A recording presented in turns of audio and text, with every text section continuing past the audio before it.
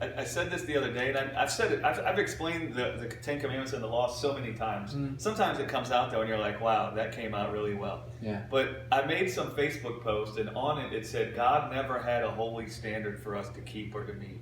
What He has now, and what He's always had from the beginning, is a desire for us to live eternally and not die, so He can spend all His days loving us." So then somebody came, that's the kind of thing that's going to blow somebody up. Sure. What about, and so they all came, what about the Ten Commandments? What about blah, blah, blah. And so, and I've said this many times, but all of a sudden it just came out of me. If you go and read right after Moses gave the Ten Commandments, if you wanted to know why the Ten Commandments were given, it seems like you might listen to the guy that gave them. And what he said about why they were given. It seems like you would eliminate your own judgment and count your view of it as dumb, because the guy who gave it, he's got something to say about it. Do you see? And maybe we ought to hear what the lawgiver said about the Ten Commandments. So right after he gives the Ten Commandments, you know what he says? Fear not. For God has come to prove you that your fear might be before Him, and you sin not. Okay? Now, there's a whole lot of things you have to understand about those words before you understand that. So, fear not. Don't be afraid. Right. Now, listen, the first thing is, if you think you just got a list of standards you got to keep in order to have life and to be justified by God, you're going to be afraid if that's the purpose of your thing. You're going to be terrified. Right? So, right off the bat, that's telling you, listen, you're misinterpreting things. Fear not, for God has come to prove you. That word prove means to purify something, like burning dross out of the silver. Right. Okay? So, the Israelites got led out of Egypt, led all the way through the wilderness and all of that, by God's hand, by the strength of God, by the grace of God. But they kept calling out for what? The flesh. Right. They kept wanting the flesh, the flesh, the flesh, the flesh. So they had iniquity dwelling in their hearts. And that iniquity was causing them to perish. And it was keeping them from being able to inherit the promised land. Right. It was keeping them from being able to inherit blessing and life. So God had a mark for these people. His mark was that they would inherit a land that flowed with milk and honey. A land where they did no work. Where there were vineyards already planted, houses already made, buildings already built, and that they would dwell in that land and never perish from off the land. That's the mark God had for their life. But they weren't trusting in God to give it to them as a gift. They were trusting in their own works. They were trusting in the strength of the flesh. So they were bringing cursing and death upon themselves. So they were missing God's mark for their life. Right. So God says, I got to get this thing out of their heart that's killing them. So God came to prove them. He came to purify their heart. He came to purge their heart from the wisdom that said, I can have life and blessing by the strength of the flesh or by the works of my own hands. So He came to burn that wisdom out of their hearts, that their fear, which means faith or trust, might be in me instead. So they were trusting in the works of their own hands. That's keeping them from blessing in life. Right. I got to burn that out of their heart or purge their heart from that so that they trust in me instead of trusting in their own works, and they don't miss the mark I have for their life. Okay? That's what Moses says about why God gave it. That God gave it to purify our hearts from trusting in our own strength for life. Because we were all dying. Well, what's the mark God has for our life? That we live eternally and not die. Nice. But now we're busy with the wisdom that is all the time killing us. And we can't see that it's killing us. Right. I mean, we want to set ourselves up captains to take us back into Egypt because at least we had flesh there. That's right. At least we could trust in our works there. At least we could look at the good we could do and trust in the fruit we could bring forth. At least we knew if we worked hard that day, there would be flesh in the house. Right? And so God, we couldn't see that was killing us. Right. So God said, I got to purge their heart from this way of thinking so that they trust in me instead. So I got to get it right to reveal to them that this flesh that they think is good, this flesh that they keep feeding themselves with, these works that they keep making their food for life, I got to get it right to where they see that thing for the ugly that it is, to where they see that thing for the death that it's serving them, so that they stop looking to their works as their food for life, and they begin looking to me as their food for life. That way they don't miss my mark for their life, which is that they live eternally and not die. Now that's what Moses said that the law meant. He defined it.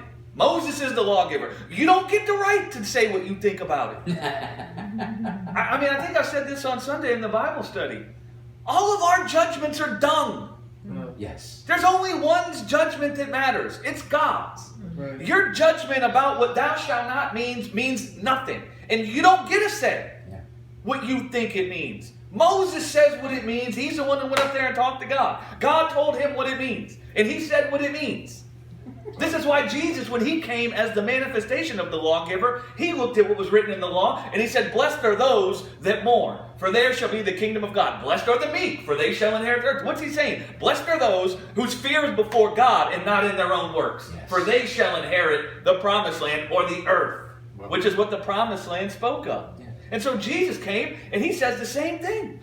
Blessed are those whose fear is before God and not in their own works, for they won't miss God's mark for their life. They'll inherit eternal life in their physical bodies, and they'll inherit an earth wherein only righteousness dwells and no sin and death dwells. Blessed are those, guys. Blessed are the meek. Blessed are those that say, the strength of my flesh can't give me the kingdom. I'm going to believe in God to give me the kingdom. Blessed are those. Now that's what the law came to teach a person.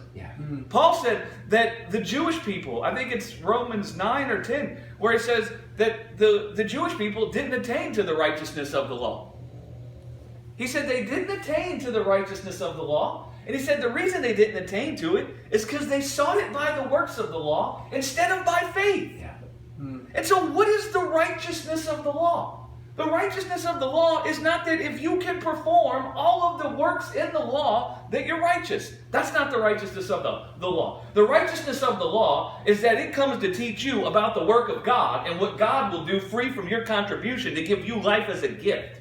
And so the righteousness of the law is that you would see the work of God to give you blessing and life as a gift, and then you would rest in God. That's why he says he says all day long they wanted to attain to the righteousness of the law. He says, but they missed it. They stumbled at the stumbling stone. They tried to attain the righteousness that was there through their own works instead of attaining to it by resting or trusting in God. Right? Which is what the law was always talking about. Which is what Jesus came into the earth, and he saw what the law was actually talking about. He saw the work God would do to bring salvation to mankind. And he looked at himself and said, well, I am the Word that's from the beginning. I am the Logos, but here I am manifested as a human being. And so if the law speaks of the salvation God will bring to human beings, my goodness, I'm a human being. He's going to bring that salvation to me. I see that he's not going to suffer me to see corruption. He's not going to allow sin and death to overcome me. But he's going to hear me when I cry out to him. And he's going to raise me up from the grave. And he's going to clothe me in glory and immortality. And I'm going to inherit the cosmos. And I'm going to be the firstborn from the dead. You know what that does when you see that written down somewhere? It puts you to rest. Amen. And it says, not by strength of my hand, but by strength of your hand, O God. Amen. Which is the purpose of what the law was always trying to say. Right? And so it's like, we don't get to say what we think. Please don't take this the wrong way. I say this with all humility and honor to you. Who freaking cares what we think? Listen, we think too highly of ourselves and our opinions. Our opinions don't matter. I didn't say we don't matter. Please hear what I'm saying. Key point. I didn't say we weren't valuable. I didn't say we weren't a treasure. I didn't say we're not beautiful. I didn't say we weren't worthy of love. But our opinions about what is the truth or not don't matter. Right? God's opinion is the only one that matters. That's right. In the day, he looked down and saw a bunch of human beings that all thought their opinion is what mattered. And he saw that they were all confused and there was no way to discern which one was right. He sent his son into the earth, who came teaching the only opinion that mattered, which was the Father's opinion. And God proved that this guy came from God and was teaching his opinion because he came out of the freaking grave. Yes. And he's the only human that ever come out of the grave, clothed in the glory and immortality of God. You know what that told everybody in the world? He's the only one that's actually been talking about God. His opinion about God is the one that is true. Right. Because here he has come out of the grave. Yes. That shuts everybody else up. Nobody else has come out of the grave. Right. Nobody else has come out of the grave never to die again. Right. That's how God got it right to declare which human actually spoke the words of God. Yes. This human is the only one. Everybody else, your opinion doesn't matter. Okay.